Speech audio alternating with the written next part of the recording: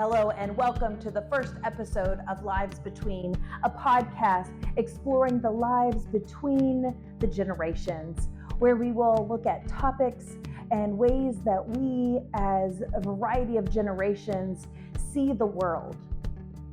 Join me in exploring today's episode between me and our first guest.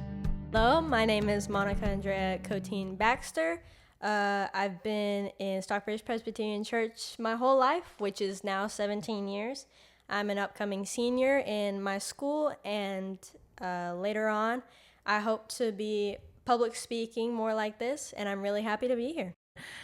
You have just a brightness to you. One of the things that came about because of this was how we have missed the point of community, being that we have the opportunity of growing up where we're real little and then we're go into our older age, and we have a lot more people who are older, who are more vibrant, and we have young people who are so smart and so involved, and they care so much about the world around them.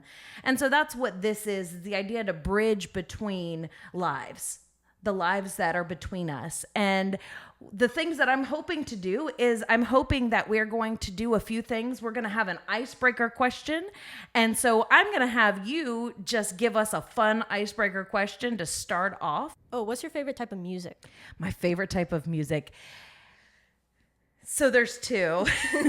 I love the variety of music. I love, different sounds and experiences. And a lot of times I just love watching other people enjoy music. But the music I find myself listening to the most is musicals. Love me some musicals, and I can belt those on a long trip by myself usually. Contemporary Christian is just the thing that gets me in the mood, and I'm a pastor, so I need to be in a spirit mood all the time. But then I have some other fun music. So what's your favorite type of music to listen to? Personally, I'm a huge Lady Gaga fan. All right. But my favorite type of music is there are different types of music that don't have a specific genre, but it has a deeper meaning to the song as a whole. Those are my favorite types because I like to decipher the meaning on top of appreciating the music that comes with it, because I know it comes from the heart and from the soul, especially when it has a way deeper meaning than what I'll ever know. And I'm not afraid to admit it, my other favorite one is video game music. One of the things I want to ask you is what brought us to this point? Why do you think the generations in the world around us are so separate? I think they are very separate because of, it depends on how you grow up as a kid. I personally grew up very fortunate with parents who loved and adored me and told me, have your own opinions on things and to speak your mind and to fight for what is right, for what you believe is right. And of course I can't say that for everyone, but I know from my parents' perspective, they didn't have that same choice. And I believe, especially with that, and then external things such as politics, the economy right now, other things like internal things such as mental health, different groups that have grown up in popularity, and especially a big one, which is technology. And I feel like that's a very big influence on how we learned compared to the older generation. And soon that will be the same thing for generations in the future. And I believe that has caused such a big divide because when it comes to it, there's not a lot of things that we can say in common, or same thing with struggles. Like there's a lot of people in the older generation who have gone through very different struggles than what I could have gone through or what I may have gone through at all. And that's definitely a big, especially opinions, ideals, they're very different now. And I think with that, there's such a big divide that is caused from that, because sometimes it is really up to competition, but also up to you didn't know how I experienced it. And I feel like it is very important for us to talk through that. So I may have not known what you have gone through, but I would like to know so I can do better in the future, because we are the future at the end of the day. And I feel like personally, in my opinion, that I want to do better by listening to those who have gone before me. Yeah, absolutely. One of the things that I was trying to think of how to frame this, and I'm going to end each episode. I want younger people to give advice to the older generation. And then on the other end, I want our older generation to bless the work that is happening and to come. There's a point where you kind of have to hand over the baton to someone else. And we have a hard time, maybe that's the competitive piece, is we have a hard time letting go and letting younger people step up. But what's funny is, as I think of, being a Presbyterian church, the reformers, they were in their 20s. The people who started our nation, they were in their 20s and 30s. They're very young. They were very young. And it's not that older people that were in their 50s, 60s, 70s weren't around, but they weren't leading the way that so many do in the churches and in politics and things like that. And so I'm excited because the idea is that we have these lives. And I think the other part is, for me, is how much we don't listen to each other because we don't know each other. Mm-hmm.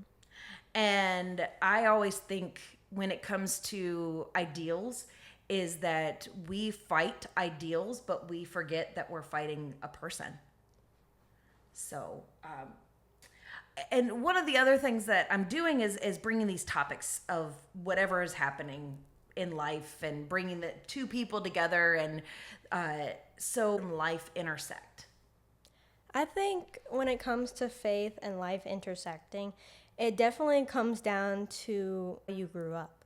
For instance, in my life, for an example, I grew up in this church since day one of my birth. I've also gone to a Christian school my whole life, ever since I was 3 years old. And my parents are both very faithful people in the church. And I think because of that, how my faith and my life connected is that they didn't intersect. They were side by side from the beginning. The only time where I grew weary is when life happens. And I think when it comes to different things that happen in life, especially when you're growing up, it's definitely very difficult to try to balance out your faith with your life, especially when it's hard to, to substitute what's going on or to explain what's going on by faith. And me personally, that was a very big intersection with life, that when it came down to how can I have my faith but also my life, it was a very difficult balance. And I think when it comes down to intersection, it's very hard to have that intersection and to know you've had that intersection. Interesting, because a lot of young people, when you say, are you faith, do you have a faith life, or are you spiritual? And you're like, I live my life. I don't talk to God every day or read scripture. But does that make you less of a faithful person? No, I don't think so. I believe that because you can't judge a book by its cover. And I think when it comes down to it, I have some examples of that, actually. People who are from my school, when you ask them, like, hey, are you a Christian? They'll automatically say yes. It's because you're going to a Christian school. Right. So, of course, sometimes they'll automatically say yes, but sometimes you don't see them act like it. And I feel like it can be very hypocritical and very judgmental, because sometimes your life just happens. Same can happen with your faith. But the problem is that you have to build up your faith for you to say that you're faithful. Your life happens. Of course it does. Everyone's life happens, and there's a bunch of bumps in the road, especially when you're growing up. And I believe that when it comes down to it, our faith is what we make of it and how we connect that with our lives. Because our lives is not going to stop for us. The bumps in a road, the mental problems, maybe the external issues are not going to stop for you. So sometimes you really have to connect your faith with your life, because neither of them are going to stop and only one of them will wait for you. And I believe that is very important when it comes to deciding if you ask someone, are you faithful or not? I think that definitely is a big factor of how you answer that. Way of being, and are you a Christian versus are you spiritual versus are you faithful versus, and or even a different faith, a different faith tradition, and I think sometimes people feel like they have to corner the market. That competition piece, right? Yes. There's this competition of who's the most, and sometimes what I love about being in a church that has people who are so much older is they're just sweet, faithful. I think of some sweet older ladies. They're just sweet, faithful people. They show up, they'll do anything for you. And them just being who they are is that faith piece. They don't know all of the scripture. It's not their job, but they're great at hospitality, right? And so it's finding what you're good at. What do you love? What do you care about? And I think that's, again, what this podcast hopes to do, is bring that together. Is how do you bring together the things that you love, who you are, and know that it all intersects. Those sweet ladies in our church, you can see how much faith they are, how spiritual they are, based on how they act. Yeah. And I feel like we don't look at that as much anymore, when you can really see based on actions rather than words that people are faithful. They just don't have to outwardly show everyone in the world that I'm a Christian, Right. The piece of the competition that we're missing is that we're so in our own world, our own grouping, our own way of being, that we are in competition. Can't tell you how many times people have put down millennials. Absolutely. And I'm a millennial. You have to go, well, that's me. And then they're like, oh, they're lazy, or they do this, and that idea of they, or the boomers, and we make fun of the boomer generation, but there's a reason. I mean, there's the stereotypes, right? But there's our competition pieces.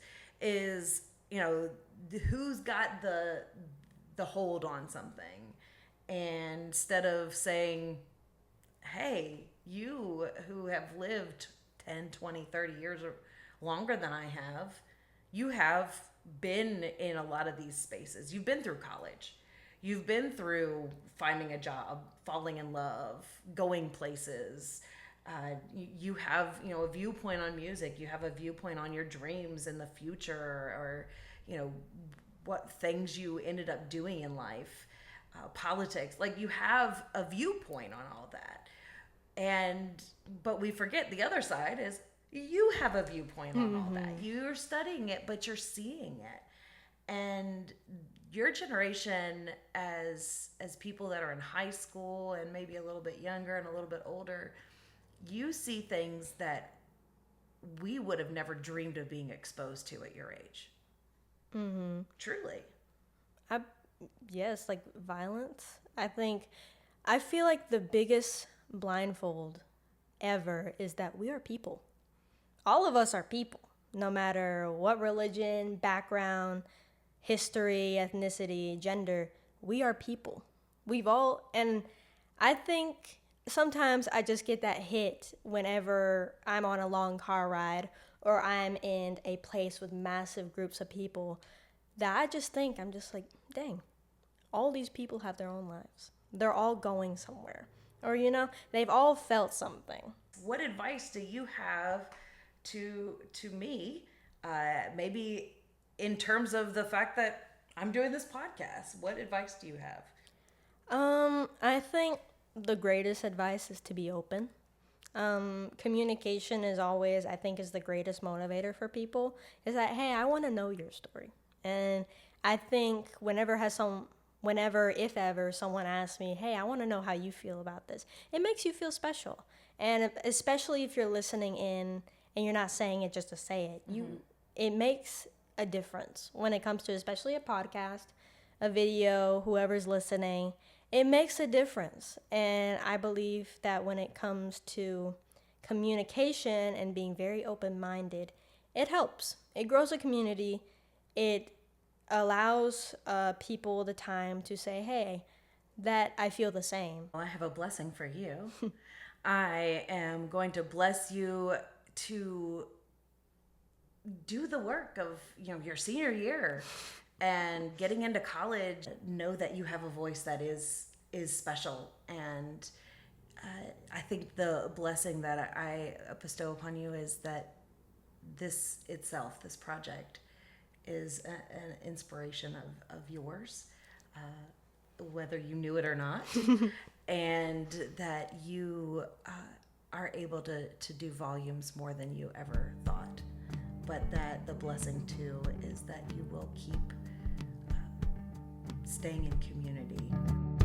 A thank you to Stockbridge Presbyterian Church for hosting this, Presbytery of Greater Atlanta for this youth and young adult grant, our guest, Monica Andrea, our music by Anthony Mobley, and until next time, may you find God in Lives Between.